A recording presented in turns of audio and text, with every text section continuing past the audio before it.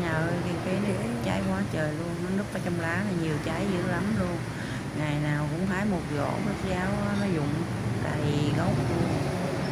Nhà có ai ăn cái ngọt không? Cây này là cái ngọt nha cả nhà, có ai ăn thì ghé mình cho nha cả nhà.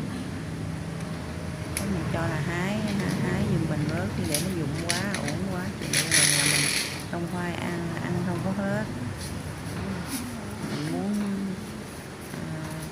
nói lên đây có ai ăn thì ghé mình hái cái ngọt ăn nha.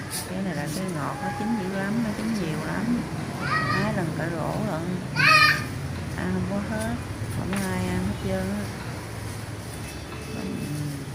Nhà không có ai nữa, có mấy người lớn không mà đi tối ngày đâu có ai đâu ăn. Thì chín đầy cây. Ở nhà có ai ăn thì ghé hái ăn nha cả nhà. Giá chừng có đổi luôn, xinh xê.